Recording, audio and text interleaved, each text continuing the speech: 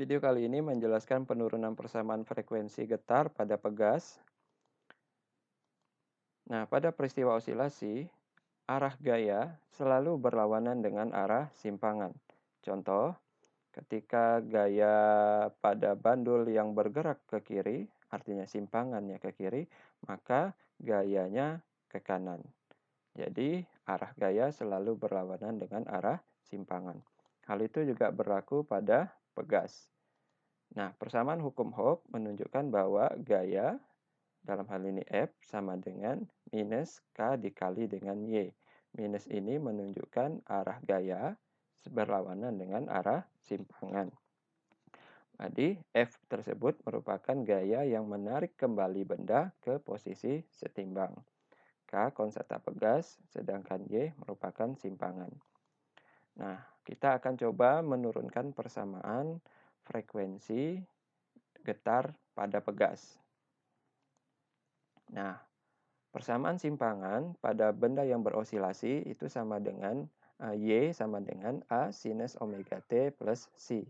Turunan pertama dari persamaan ini menghasilkan kecepatan di mana V sama dengan dy per dt sama dengan A omega cos omega T plus C. Nah, turunan kedua dari simpangan ini menghasilkan percepatan A sama dengan d kuadrat Y per dt kuadrat sama dengan minus A omega kuadrat sin omega T plus C. Dari hukum Hooke F sama dengan minus K dikali Y. Dari hukum 2 Newton, F sendiri adalah M dikali A. Jadi F kita ganti dengan M kali A sama dengan minus K dikali Y. Maka A sama dengan minus K dikali Y per M. Nah, persamaan ini A kita peroleh dari turunan kedua simpangan. Jadi A kita ganti dengan minus A omega kuadrat sin omega T plus C yang didapat dari persamaan turunan kedua simpangan. Sama dengan minus K per M. Nah, Y ini kita ganti dengan persamaan simpangan. Jadi Y sama dengan A sin omega T plus C. Kita ubah Y dengan persamaan simpangan tersebut. Maka kedua ruas ada persamaan A sin omega T plus C. Maka kita boleh mencoretnya. Begitu juga dengan tanda negatif. Maka yang tersisa dari persamaan ini setelah disederhanakan, tersisa tinggal omega kuadrat dan K per M. Maka omega kuadrat sama dengan K per M. Omega sendiri berarti dari kuadrat ini menghasilkan omega sama dengan K akar dari K per M. Omega sendiri adalah 2pi dibagi dengan F. Berarti dengan demikian F sama dengan omega per 2pi. Maka omeganya kita ganti dengan K per M, maka frekuensinya kita dapatkan 1 per 2pi dikali dengan akar K per M. Nah, karena perioda berbanding terbalik dengan frekuensi atau T sama dengan 1 per F, maka persamaan frekuensi tadi kita ubah dan kita peroleh bahwa perioda sama dengan 2pi akar M per K. Dari persamaan ini menunjukkan bahwa frekuensi getar pada pegas hanya dipengaruhi oleh massa beban yang digantung pada pegas. Hal ini dibuktikan dari percobaan yang sudah kalian lakukan pada PET simulation.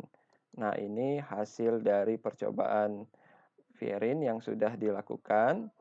Saya ambil datanya. Percobaan yang pertama menunjukkan bahwa atau ingin menyelidiki hubungan simpangan dengan periode ataupun frekuensi getar pada pegas.